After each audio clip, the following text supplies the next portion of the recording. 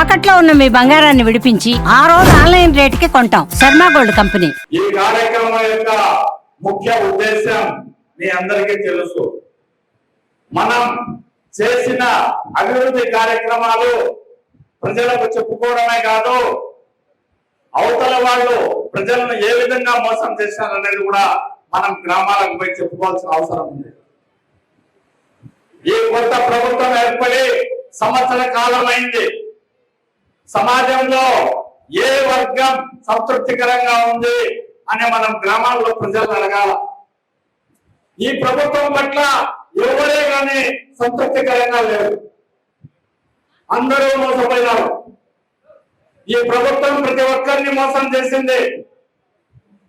ఆ మోసపోయిన వాళ్ళలో నేను కూడా ఒకరిని.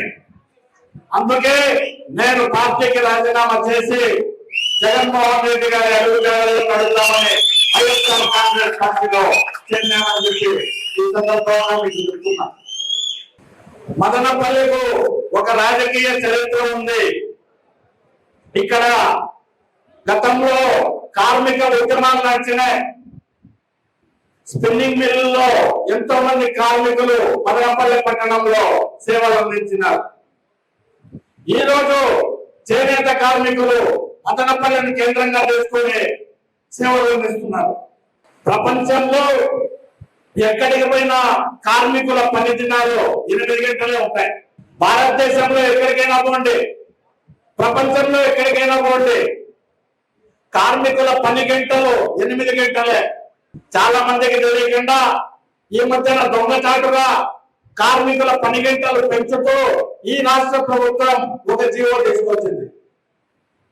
కార్మికుల పని గంటలను 9 గంటలుగా పెంచినారు.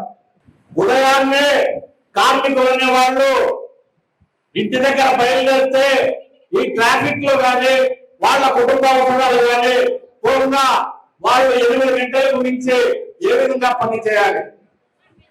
కేవలం కార్పొరేట్ సంస్థలతో కుమ్మక్కై ఈ ప్రభుత్వం ఈ విధంగా కార్మికులకు అన్యాయం చేసే కార్యక్రమం చేపట్టింది. గత ప్రభుత్వంలో జగన్మోహన్ రెడ్డి గారు పరిపాలించేటప్పుడు రాష్ట్ర వ్యాప్తంగా టీచర్లంతా ఉద్యమం చేసినారు జగన్మోహన్ రెడ్డి గారి ప్రభుత్వానికి వ్యతిరేకంగా. మనం అందరం చూసినాం. అదే టీచర్లు ఈ పొద్దు ఎంత బాధపడతారో మీరు టీచర్లను అడిగి మాట్లాడండి.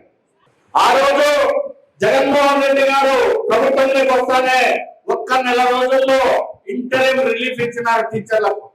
ఈ రోజు ఈ ప్రభుత్వం వచ్చి దాదాపుగా 13 నెలలు కావస్తా ఉంది.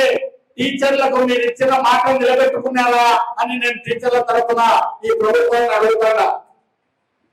వాళ్ళను మోసం చేశారు. ఇంతవరకు పిఆర్సీ వేయని కూడా వేయలే.